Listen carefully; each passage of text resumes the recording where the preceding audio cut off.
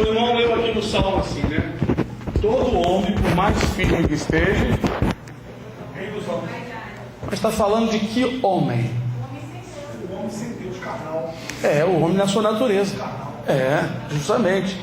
Porque nós temos uma confiança que é em Jesus. E esta confiança nos traz firmeza. E essa firmeza não é vaidade. Não é? Mas o homem que está firme em si mesmo, nas coisas da vida, como Jesus disse, que a vida de cada um não está firme, não está firme na abundância do que possui. Porque hoje uma pessoa pode ter muito dinheiro e de repente tudo para. Como hoje eu presenciei, tenho presenciado, nós sabemos disso. O Senhor está parando, já parou a vida de muita gente, destruturou a vida de muita gente. Então, cumpriu aquela palavra de Jeremias 17: maldito o homem e faz O seu braço. Sabe o que significa essa palavra? Faz do seu braço, faz da sua carne o seu braço? É a pessoa que ele acha que vai se livrar pela sua capacidade. O braço significa força, né? Que dá livramento. Então significa que a pessoa, ele fica assim imaginando que ele tem condições de resolver um monte de coisa que vai se livrar. Mas Deus lá do céu põe o dedo e faz tudo parar. E o Senhor tem feito isso. Irmãos, o Senhor tem falado muito aqui hoje. Eu já prestei atenção sobre palavras, sobre a língua, né? Os irmãos falaram aí, leram. E na verdade vamos estar muito atentos, porque já que os irmãos leram, não leram em vão. Arnaldo leu lá em Tiago,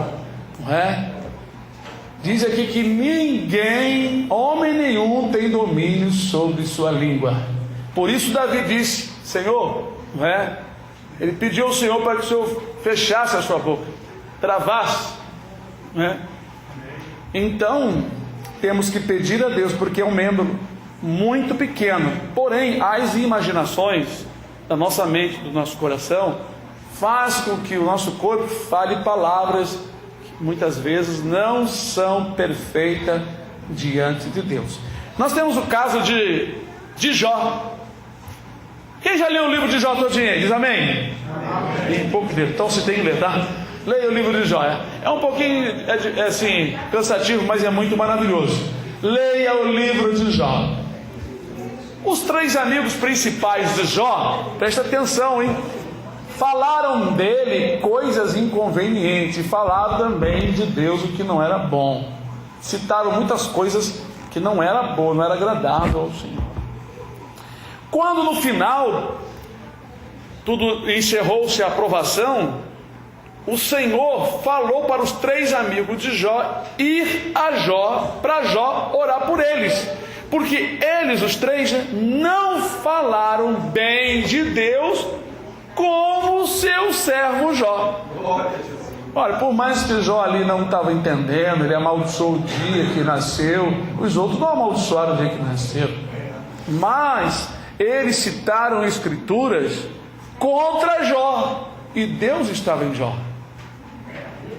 É um perigo falar do seu irmão, No entanto, Jó só se defendia, que eles eram como médicos que não valiam nada, não sabiam de nada.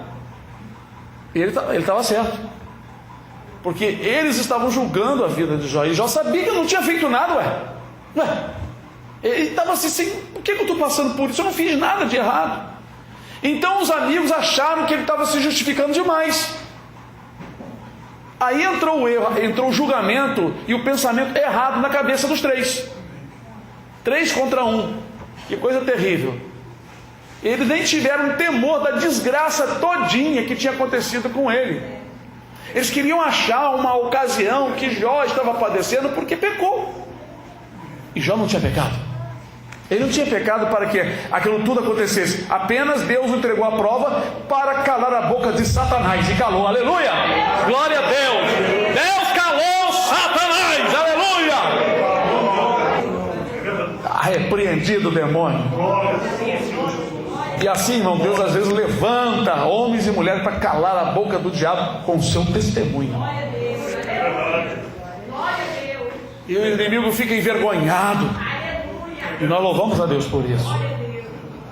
Mas o que eu quero ler com os irmãos, né, é um texto aqui em Êxodo, né? Porém, vamos ficar atentos ao que foi dito aqui sobre as palavras, sobre a língua, que é um pequeno membro, que só Jesus pode dominar, né? Você vê que as naus se dominam com um pequeno leme. Ó, ali aquela parte do navio, né, que é enorme, que faz o navio ir para um lado e para o outro, né?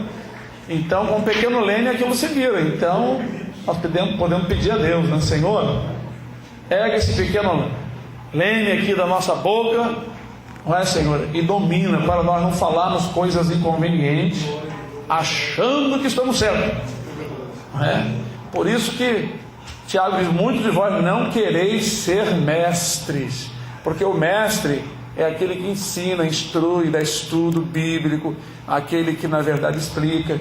Por quê? É necessário muita dedicação, estar muito certo na presença do Senhor, para que não fale coisa e ensine coisas inconvenientes.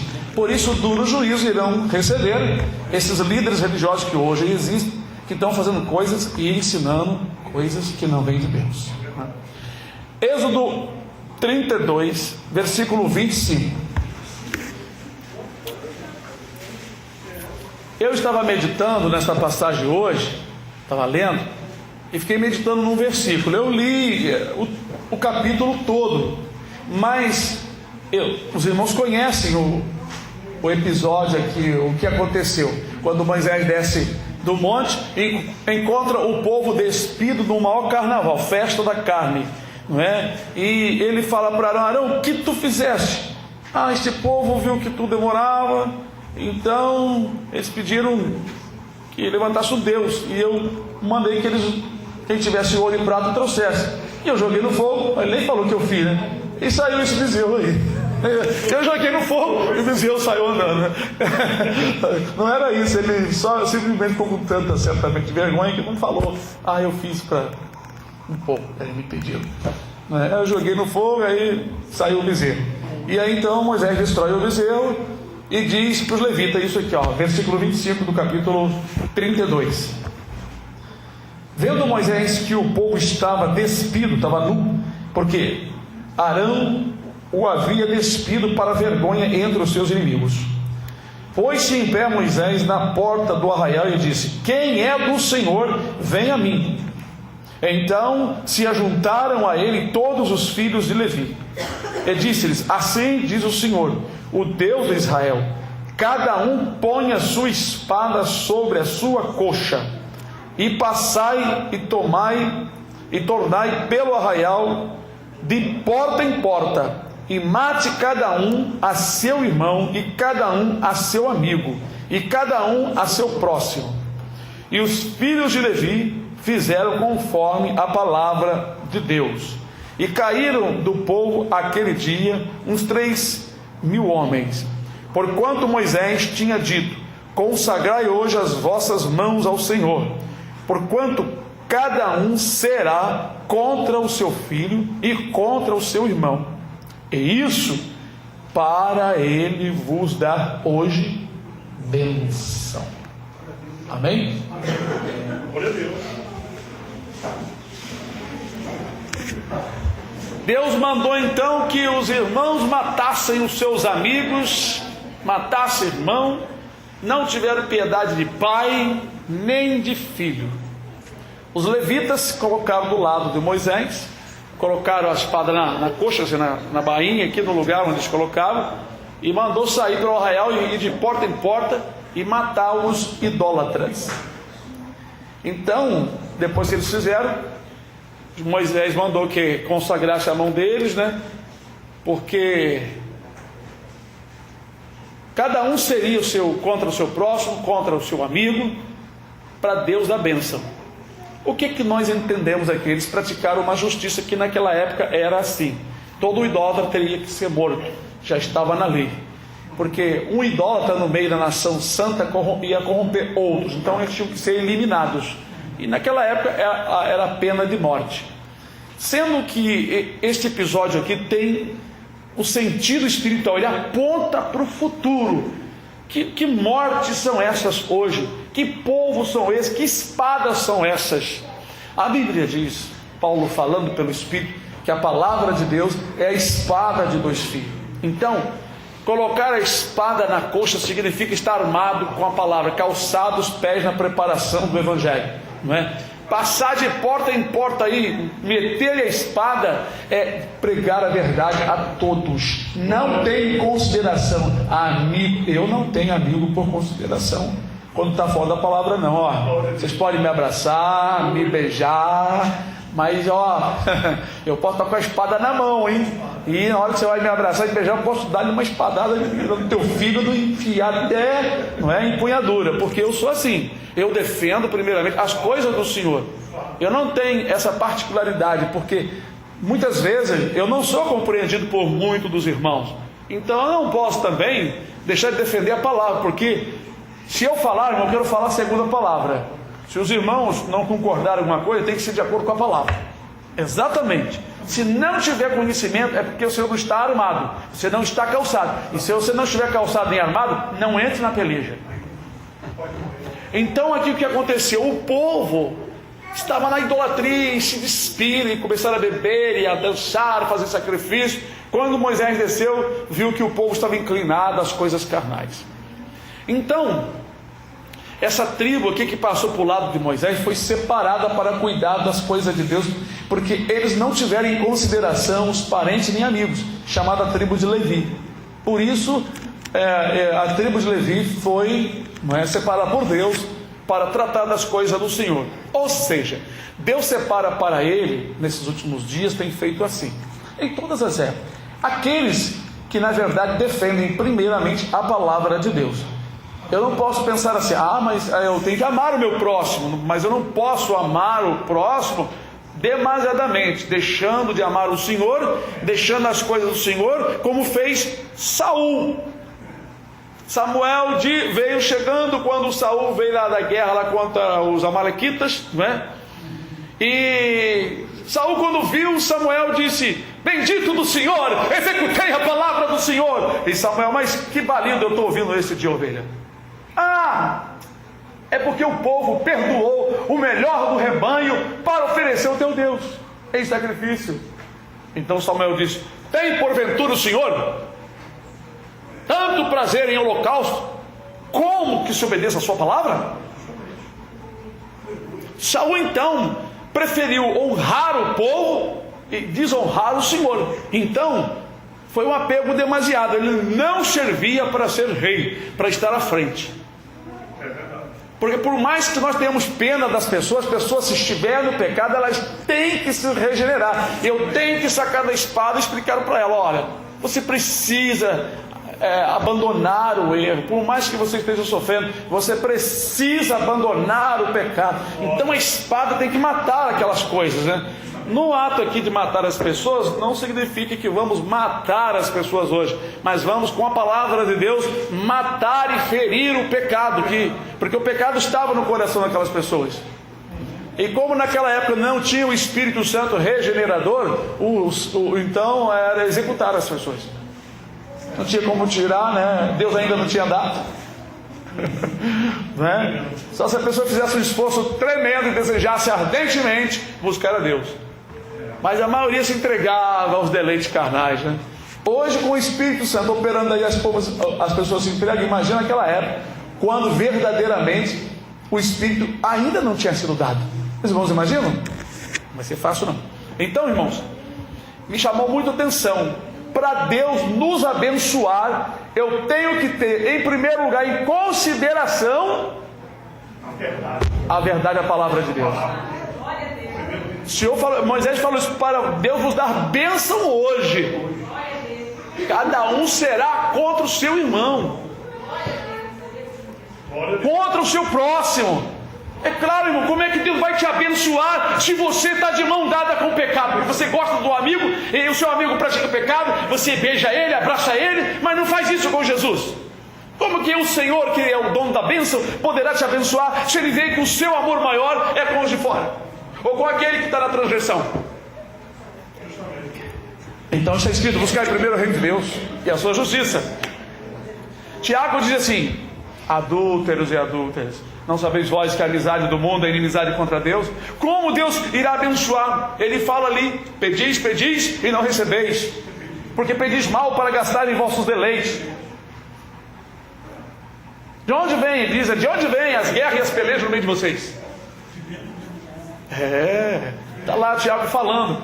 Então, Moisés falou uma palavra muito profunda. Essa palavra, ela está de pé, não naquele jeito, matar a pessoa com uma espada, porque Jesus não veio ensinando isso mais, não é? Mas o significado para o futuro, hoje nós temos o Espírito de Deus agir em nós, então nós usamos a espada do Espírito, que é a palavra de Deus, como disse o apóstolo Paulo. A espada, tomai sobretudo a espada do Espírito, não é? Ela é a palavra. Quando alguém vê uma espada, não é, nua, né, desembaiada na mão de alguém, ainda mais com o fio dos dois lados, a pessoa treme, né, porque está armado. Então quem tem a palavra, ele está armado, e quem não tem, treme diante de quem tem. É claro, irmãos. Se eu estou atento à palavra, o Espírito está falando comigo, eu tenho um compromisso com ela, não é qualquer um que vem querer esclarecer ou tirar proveito, né? Eu ia falar uma gíria de tirar casquinha, né? Mas na verdade vem escarnecer do rosto da gente, vem querer falar qualquer coisa. Você está armado na palavra, está só esperando. O indivíduo começa a falar, tu já está com a palavra para falar, não é? Então, hoje, para Deus nos abençoar, eu tenho que estar armado com a palavra, pronto para sair, não é? E para falar a verdade, cada um com o seu próximo, como diz o profeta: falai cada um a verdade com o seu próximo. Isso aí, foi o que os levitas fizeram, né? Usaram a espada para tirar a vida dos idólatras, porque aquelas pessoas inflamavam o coração das outras, não é? Então, irmãos, isso é muito importante. Muitas vezes nós queremos as bênçãos de Deus, um livramento, qualquer outra coisa, e deixamos de falar a verdade. Hoje lá na oficina, eu estava do lado vendo o pessoal colocando vidro nos carros, né? Chegava o pessoal lá com vidros quebrados nos seus carros. Então eu estava vendo como eles tiravam, né? Cortava aquela, não é? Aquela cola com fio, olhando aquilo tudo, né? Vendo ali como eles faziam. E ali um funcionário que estava também fazendo serviço no seu próprio carro, aí estava falando que alguém tinha roubado uma tampinha do seu carro e ele colocou uma fita. Aí ele falou assim: agora eu vou fazer o mesmo. Mas ele estava me testando, ou testando o outro, não sei. Mas eu não sabia que ele era crente também, não deu para ver que ele estava de short até aqui, então eu não notei que ele era um cristão, né? Depois que ele falou, né? Mas ele estava fingindo ser um ímpio, né? Aí ele estava falando: agora eu vou fazer o mesmo. Já que arrancaram a minha, custa R$100 e tantos, essa tampinha pequenininha do para-choque. É uma tampinha que esconde onde tem uma argola de ferro, né, para puxar o carro. Aí eu olhei para ele assim, botei a mão nele. Olha só, imagina que você está andando numa estrada com a roupa bem branquinha e tem um porco na lama e mete por cima da lama e joga na sua roupa.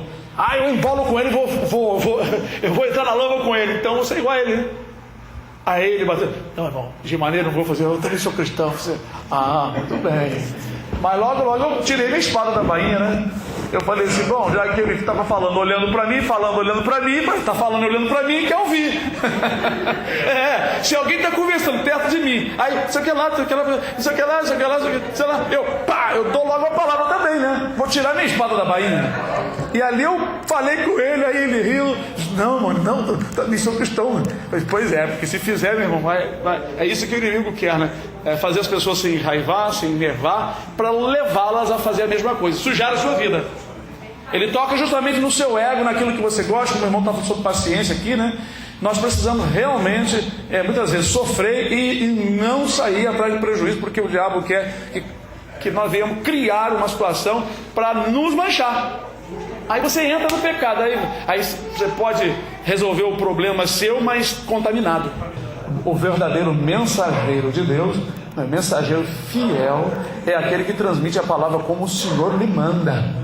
como o Senhor manda. Esse é o verdadeiro anjo da igreja, é aquele que realmente leva, ele é fiel na mensagem, né? Ele fala o que está ali na palavra. O que eu estou transmitindo para os irmãos não é por exemplo, uma reclamação, ou como se eu estivesse então chamando a atenção, assim, brigando com os irmãos. Pelo contrário, estou apenas mostrando para os irmãos como a palavra de Deus vai clareando a nossa mente e nos ensinando que para Deus nos abençoar, eu tenho que realmente viver a palavra. Ter a espada na coxa, na bainha, é estar com a palavra. Jesus disse: quem não tem espada, compre. Aí chegou os discípulos, 2 espadas. Jesus olhou: basta. Eles compraram mesmo, arrumaram 2 espadas mesmo. Eles não entendiam, né, as mensagens que Jesus falava. Mas Jesus precisava falar assim para ficar escrito, não é? Porque eles iam precisar, porque com a ausência de Jesus, eles teriam que se armar da palavra de Deus. Aí os discípulos trouxeram 2 espadas. Eu acho que está lá em Lucas, né? Quem não tem uma espada, venda o seu próprio vestido e compre uma. Aí os discípulos: Senhor, eis aqui, Senhor, 2 espadas. Aí Jesus olhou. Eu fico imaginando o pensamento de Jesus: meus discípulos, basta. 2, né? Ele falou: basta. Senão eles iam apanhar 13, né? Uma para cada um e mais uma para Jesus. Mas eles não entendiam o que Jesus estava dizendo. É a espada do Espírito, né? Veja que mais tarde eles entenderam, ninguém com armado. Pelo contrário, eles se armaram da palavra. Porque é necessário nós ler, meditar a palavra. É necessário. Com a palavra você aprende, o seu lar é abençoado, sua vida é abençoada, aonde você vai será abençoado. Você se torna um soldado, um mensageiro de Cristo, né? Como aqui os levitas. Quem é do Senhor, passe para cá e vê os levitas. Agora cada um bota a sua espada na bainha, na coxa, se armado. Vai agora entre o arraial e passa, não importa, e mate cada um, seu amigo, o seu parente. Vai lá. E eles foram e fizeram. Foram lá, quando viu um parente, viu amigo, tudo despido lá, talvez embriagado, e foram lá e vai lá um, vai lá outro, mataram muito. Tem uma palavra também, eu acho que é em Jeremias, né? O Senhor reclamando: ai daquele que preserva a sua espada do sangue. Preservar do sangue é a pessoa que não quer usar a palavra de Deus para ir à guerra, ou seja, para ensinar, para pregar, porque existe muitas contradições, né? Pessoas que se levantam rejeitando a palavra, mas mesmo assim nós devemos ensinar a palavra de Deus, né? Que Deus abençoe meus irmãos, em nome de Jesus, né? Então, que é do Senhor, passe para o lado de Jesus, para o lado de Moisés, porque Moisés ele representa Cristo, e para ficar do lado de Moisés tem que ficar armado. Desarmado não serve para ficar do lado de Moisés, vai ficar dentro das tendas para ser passado ao fio da espada. E a palavra, irmão, ela está realmente cortando.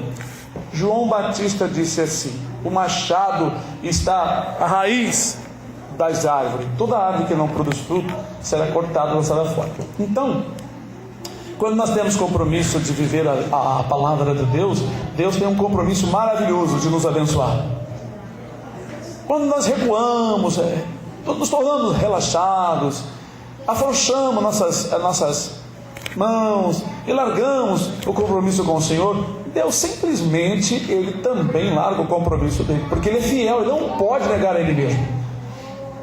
Como que Ele vai negar a palavra que Ele disse?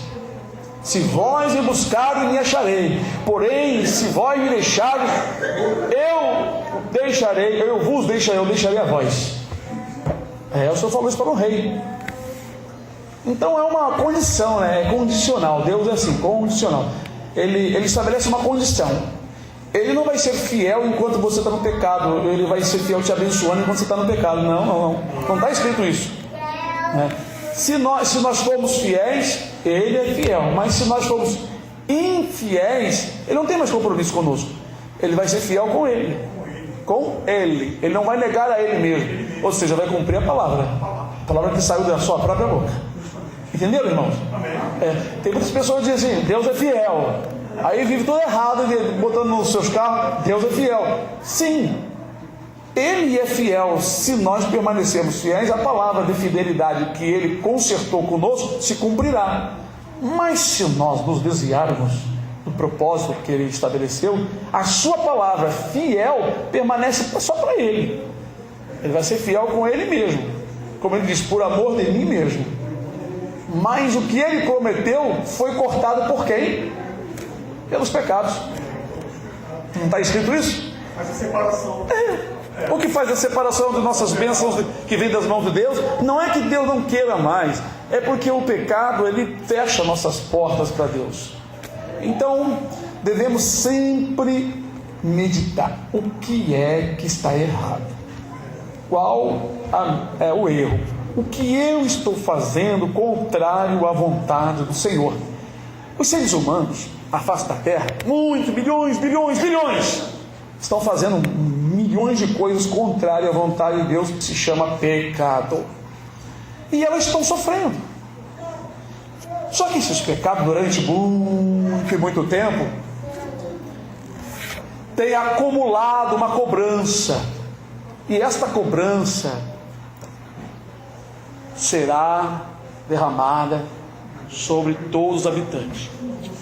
Chegou a hora então de Deus cobrar. Deus agora vai cobrar, porque o povo transgrediu e feriu o coração do Filho dele, porque cada transgressão fere o coração do Senhor. Então, como que o povo receberá a bênção? Por exemplo, tem gente aí na internet pedindo para nós orarmos pelas autoridades, para Deus repreender todo o mal. O presidente dos Estados Unidos estabeleceu um dia de oração, não é? Um dia de oração nacional, de oração a Deus, por causa desse furacão. Mas isso não vai impedir, porque os pecados continuam. Porque quem não tira aquele homossexualismo, volta a botar as Bíblias dentro dos colégios como era antigamente? Por quê? Porque muitos políticos são satanistas e o satanismo vai crescendo, e as pessoas não querem saber realmente de se converter. Então Deus já estabeleceu que vai trazer juízo em todas as nações, né? Mas, irmãos, vamos continuar ensinando a verdade para Deus nos dar bênção. Amém. Falando, ensinando e vivendo a verdade. Todo aquele que vive a verdade é uma vida próspera, abençoada pelo Senhor. Pastor Edivão, o senhor está falando aí sobre a espada. Agora Deus me traz a memória que Deus fala assim: e eu os fundirei. Essa é a espada de Deus. E por ele fundir, aí ele arranca o pecado da pessoa pela aflição. Está lá em Jeremias: eu os fundirei. Eu até tenho um estudo sobre isso. Sendo que muitos são escórias e não prestarão para nada, porque a fundição aí é porque Deus castigou, agora chegou um limite que não tem outro remédio, é fundir. Quer dizer, eles vão ser lançados numa fogueira mais quente do que antes. Por exemplo, a grande tribulação é como se o povo que ficar aqui será fundido, mas nem todos serão salvos. Aquela que se queimar, o que se queimar, né? Então, tem pessoas que não vão suportar a grande tribulação, porque quando o Senhor falou para o Jeremias que eu os fundirei, foi justamente quando Nabucodonosor rodeou Jerusalém, tomou a Jerusalém e matou aqueles nobres, destruiu suas cidades, destruiu suas casas nobres que eles tinham, levou todo o ouro que tinha no templo, levou o ouro também que tinha lá no palácio do rei, e matou muita gente, e levou também muita gente para o cativeiro, e deixou só os mais pobres, porque ali foi uma fundição. Ali foi, quer dizer, e mesmo assim, lá no cativeiro em Babilônia, realmente só voltou os figos bons. Pode considerar aqueles que verdadeiramente foram aprovados, foram fundidos e foram transformados, né? E a espada também representa, né, a palavra, como também representa a guerra, aflição, dor, né? Amém, queridos irmãos? Amém. Deus nos abençoe. Vamos orar com uma palavra de oração com os irmãos.